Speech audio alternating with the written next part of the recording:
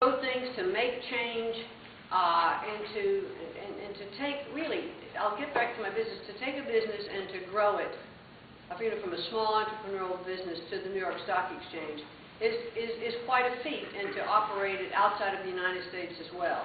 And that took a lot of management, a lot of leadership, and a lot of independence to do that. I can drive consensus when I need to, but when I don't, boy, I can stay really on my point and stand tall.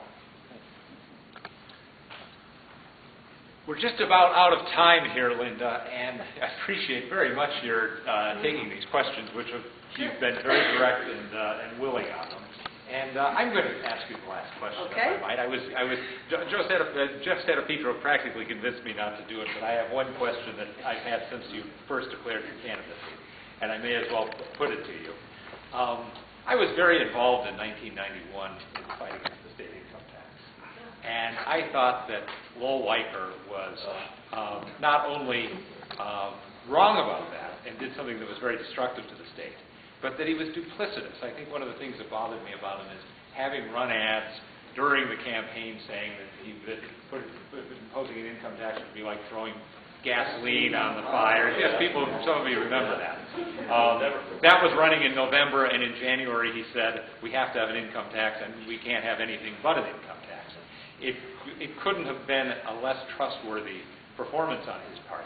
Yet, his biography, Maverick, his main brag in the book is that he managed to impose an income tax against the will of the people of Connecticut. And won the Kennedy Medal of Freedom. And won the Kennedy Medal of Freedom, exactly. Well, my question and my problem, from the first day of your campaign, I've talked to Pat Sullivan, Pat Biello, said, why did you put Lowell Weicker on your board of directors of the WWE? It's very difficult for me to get past that, but I'll give you the chance to explain it. I met Lowell Weicker primarily through WWE's work with Special Olympics. Lowell's youngest son has Down syndrome.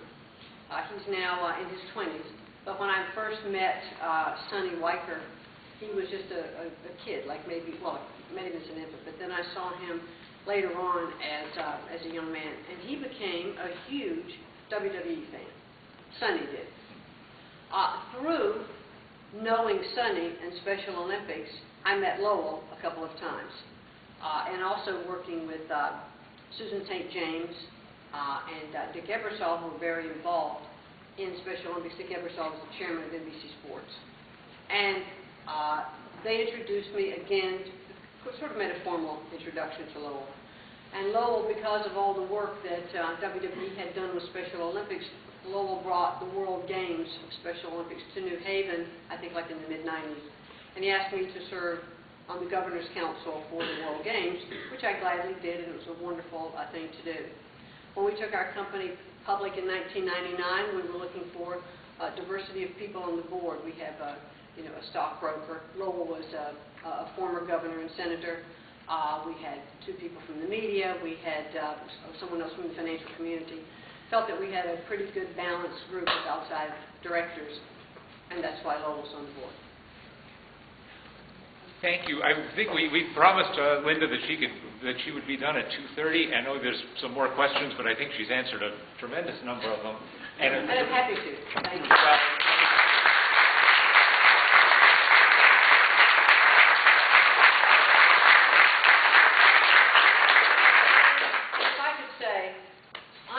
That there are some things that we probably won't agree on. But honestly, I believe that for the things that all of us find so important to America and for the success and the future of America, we would find ourselves in agreement on. And I thank you for the opportunity to meet you and to speak with you this morning.